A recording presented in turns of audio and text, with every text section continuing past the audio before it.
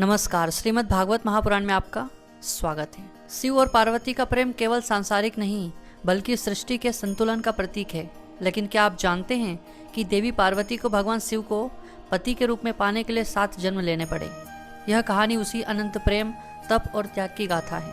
पहला जन्म सती, दक्ष प्रजापति की कन्या। देवी का पहला जन्म दक्ष प्रजापति के घर हुआ। उनका नाम था सती। सती का बाल्यकाल से ही झुकाव भगवान शिव की ओर था। उन्होंने शिव को पति के रूप में पाने के लिए घोर तप किया। भगवान शिव ने उन्हें स्वीकार किया, लेकिन सती के पिता दक्ष शिवजी से घृणा करते थे। एक यज्ञ में जब शिवजी को निमंत्रण नहीं मिला तब भी सती वहां गई, पर जब वहां शिवजी का अपमान हुआ तो उन्होंने आग में कूदकर अपने प्राण त्याग दिए। यह पहला जन्म था शिव से प्रेम और फिर बलिदान। दूसरा जन्म पार्वती, हिमवान और मैना की पुत्री। सती ने अगला जन्म हिमालय राज और मैना देवी के घर लिया। इस बार उनका नाम था पार्वती। पार्वती बचपन से ही शिव को पति के रूप में पाना चाहती थी। उन्होंने किशोरावस्था में घोर तप किया, हजारों वर्षों तक केवल फल, फिर पत्ते और अंत में निराहार रहकर। शिव जी ने उनके तप से प्रसन्न होकर उन्हें स्वीकार किया। यही विवाह बाद में शिव पार्वती विवाह के रूप में प्रसिद्ध हुआ। तीसरा जन्म कालिका के रूप में।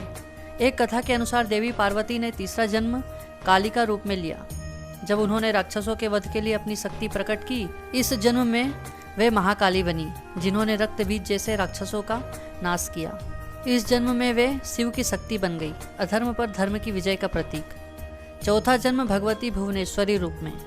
एक बार सृष्टि निर्माण के लिए देवी ने भुवनेश्वरी रूप में अवतार लिया। यहाँ वे शिव की योग माया बनी। सृजन, पालन और संहार की तीनों शक्तियाँ उनके भीतर थी। यह रूप शिव के ज्ञान और तत्व का पूरक था। इस जन्म में शिव और शक्ति का मिलन सृष्टि की रचना के लिए हुआ था। पांचवा जन्म कौशिकी देवी। एक अन्य जन्म में पार्वती ने कौशिकी देवी का रूप लिया, जिन्होंने शुंभ निशुंभ, चंडमुंड जैसे असुरों का संहार किया। शिवजी ने युद्ध के लिए प्रेरित किया और वे दुर्गा के रूप में राक्षसों से लड़ी। यह जन्म शक्ति और संहार का था, जहाँ शिव और शक्ति दोनों रक्षक बने। छठा जन्म अन्नपूर्णा देवी। इस जन्म में देवी पार्वती ने अन्नपूर्णा का रूप धारण किया।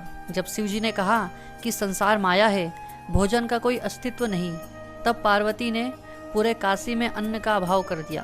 अंततः शिवजी ने उनसे भिक्षा मांगी और उन्होंने भोजन पर शिव का अहम तोड़ा। यह जन्म था माया और ज्ञान के संतुलन का। सातवां जन्म शैलपुत्री के रूप में। नवदुर्गा की प्रथम देवी। नवदुर्गा में देवी पार्वती का प्रथम रूप शैलपुत्री है, जो हिमालय राज की कन्या है। यह अंतिम और स्थायी रूप है, जिसमें वे शिव की अर्धांगिनी बनी, अर्धनारीश्वर। यह जन्म पूर्णता, स्थायित्व और मिलन का था। देवी पार्वती का शिव को पाने के लिए लिया गया हर जन्म एक नई शक्ति, एक नया रूप और एक नई सीख लेकर आया।